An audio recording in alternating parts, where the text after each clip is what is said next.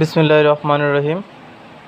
I am Tanjit Mahmud Joy, Department of English, as well as the founder of Swapnusha Coaching Center. My dear students, today I am going to start an online class, as well as today is my first online class. Everybody, how are you? Alhamdulillah, I am also well by the grace of Almighty Allah.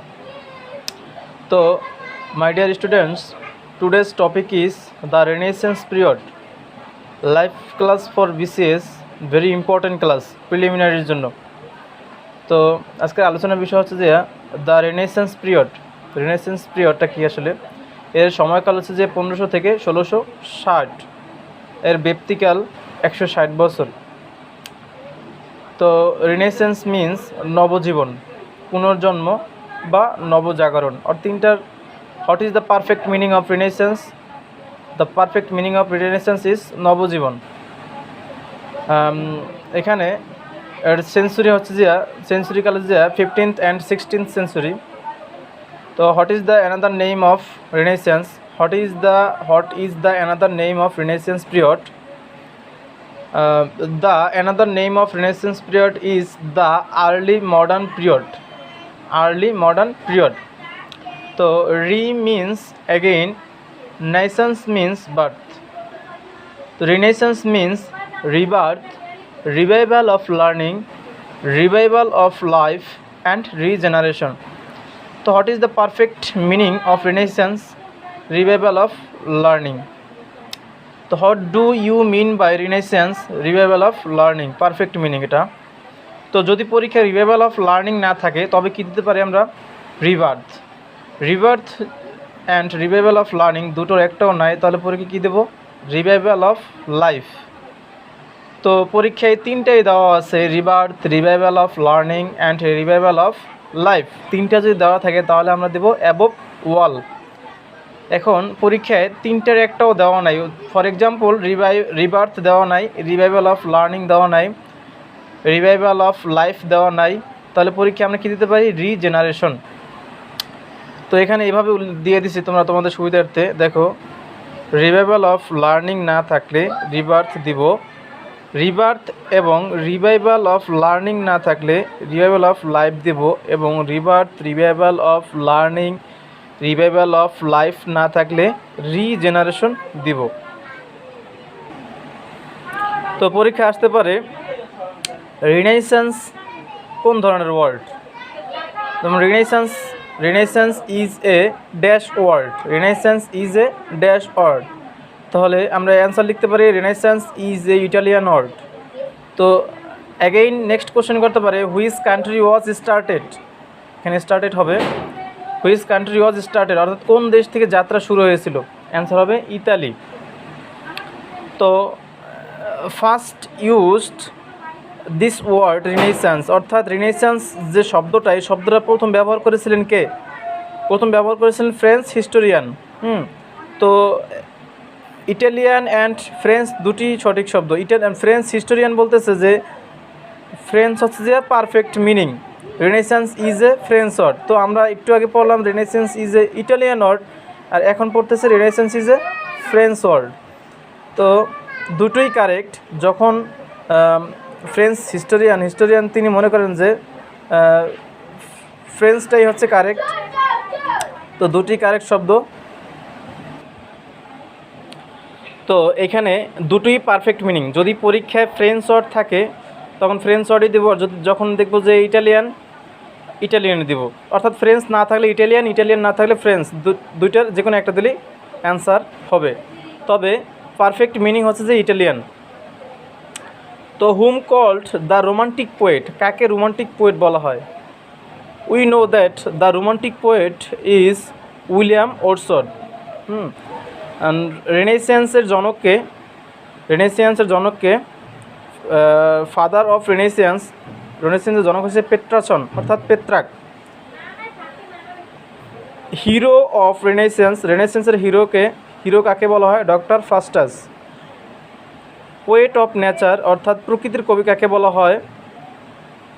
William Wordsworth. অর্থাৎ William ওয়ার্ডসওয়ার্থকে প্রকৃতির কবিও বলা হয় and romantic কবিও বলা হয়। তো এখন আমরা দেখব রেনেসাঁস এর শাখা প্রশাখা। রেনেসাঁসের শাখা প্রশাখা হচ্ছে 60টি। নাম্বার 1, প্রিপারেশন ফর রেনেসাঁস, এটার সময়কাল ডিউরেশন হচ্ছে যে 1500 থেকে 1558। 2 নম্বর হচ্ছে যে দ্য এলিজাবেথিয়ান পিরিয়ড, এটার সময়কাল হচ্ছে যে 1558 থেকে 1603। 3 নম্বর হচ্ছে দ্য জ্যাকোবিয়ান পিরিয়ড, এর সময়কাল হচ্ছে যে 1603 থেকে 1625। 4 নম্বর হচ্ছে যে দ্য ক্যারোলাইন পিরিয়ড, এর ব্যক্তিকাল সময়কাল হচ্ছে যে 1625 থেকে 1649। অ্যান্ড 5 নম্বর হচ্ছে যে দ্য কমনওয়েলথ, এর সময়কাল হচ্ছে যে 1649 থেকে 1660।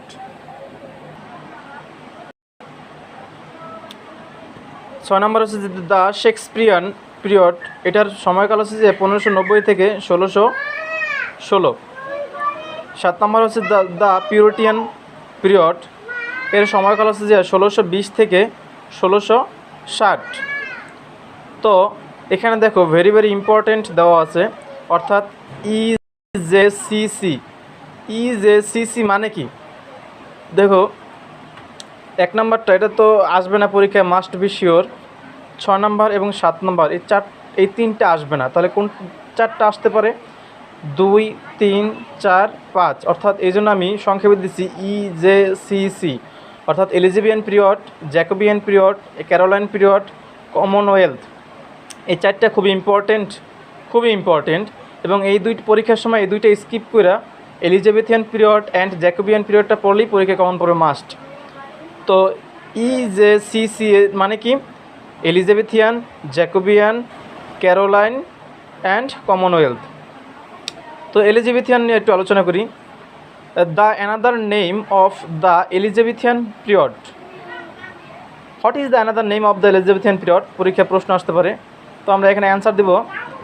The another name of the Elizabethan period is the golden age, অথবা দ্য গ্লোরিয়াস এজ, অথবা এ নেস্ট অফ সিঙ্গিং বার্ড, গায়ক পাখির বাসা।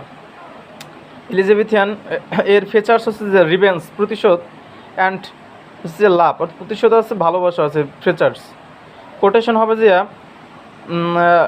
দ্য কুইন এলিজাবেথিয়ান একটা কোটেশন দিয়েছেন যে first impression is the best impression, first impression is the best impression.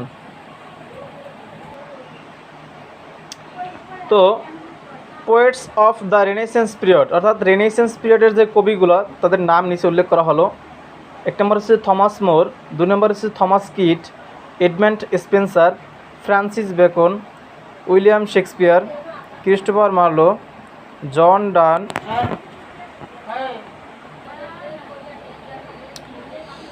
Ben Jonson, John Webster. পরীক্ষা আসতে পারে হু রোড ইউটোপিয়া, ইউটোপিয়া কে লিখেছেন? তাহলে আমরা অ্যান্সার দিতে পারবো the writer of Utopia is Thomas More. এখন আবার অ্যাগেইন কোশ্চেন করতে পারে যে স্প্যানিশ ট্র্যাজেডি কে লিখেছেন? তাহলে আমরা কী দিতে পারি অ্যান্সার? Thomas Kyd.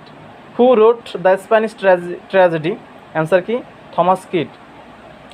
এখন দেখো এখানে জন ডান, তাকে বলা হয় his called of poet of love.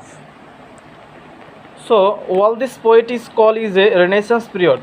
Renaissance period 5 জন ব্যক্তির নাম বা 5 জন কবির নাম। 1 নম্বর হচ্ছে যে William Shakespeare, Christopher Marlowe, Francis Bacon, John Donne, Ben Jonson. Very very important দেওয়া আছে 5 জন ব্যক্তি, 5 জন ব্যক্তির পড়লেই পরীক্ষা কমন পড়বে শিওর। তো এখানে সংক্ষেপে দেওয়া আছে, দেখো ডব্লিউএস মানে উইলিয়াম শেক্সপিয়ার, সিএম মানে ক্রিস্টোফার মার্লো, এফবি মানে ফ্রান্সিস বেকন, এফবি মানে আবার ফেসবুক না, ফ্রান্সিস বেকন, জেডি জন ডান, বিজে মানে কি বেন জনসন। তো থমাস কিট দিয়ে আমরা শুরু করি এখন। এর ডিউরেশন হচ্ছে যে 1558 থেকে 1594। তো টাইটেলসটা কি? Father of English revenge tragedy. তো ওয়ার্কটা কি? The Spanish tragedy. পরীক্ষা আসতে পারে who wrote the Spanish tragedy, তাহলে আমাকে অ্যান্সার কী হবে? Thomas Kyd. তো আবার অ্যাগেইন পরীক্ষা আসতে পারে রিভেঞ্জ ট্র্যাজেডি কে, রিভেঞ্জ ট্র্যাজেডির জনককে? The father of English revenge tragedy, answer হবে থমাস কিট। এটা পাবলিশড হয়েছে 1585, কোনো ক্ষেত্রে 1592ও দেওয়া আছে, তখন দুইটার যে কোনো একটা অ্যান্সার দিলেই চলবে। 1585 থাকলে 1585 অ্যান্সার, 92 থাকলে 92 answer. How many kinds of tragedy, tragedy কত প্রকার? How many kinds of tragedy, tragedy কত প্রকার? ট্র্যাজেডি হচ্ছে যে 3 প্রকার। যেমন এস আর এস, দেখো এস আর এর সংক্ষেপে দেওয়া আছে। এস হচ্ছে যে সিম্পল ট্র্যাজেডি, আর হচ্ছে যে রিভেঞ্জ ট্র্যাজেডি, এস হচ্ছে যে সেনেকান ট্র্যাজেডি। তো ফার্স্ট অফ অল প্রথমে আমি আলোচনা করব সিম্পল বা হিরোইক ট্র্যাজেডি। ট্র্যাজেডি হচ্ছে যে বন্ধু বান্ধব, বয়ফ্রেন্ড গার্লফ্রেন্ড, হাজব্যান্ড ওয়াইফ দ্বন্দ্ব হবে, আর্গুমেন্ট হবে, আবার একটু পর ইকুয়াল হয়ে যাবে, অর্থাৎ সমান হয়ে যাবে।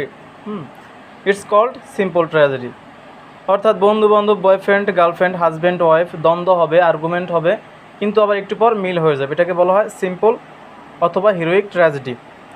তো সেকেন্ডে আছে রিভেঞ্জ ট্র্যাজেডি। রিভেঞ্জ ট্র্যাজেডি কি আসলে?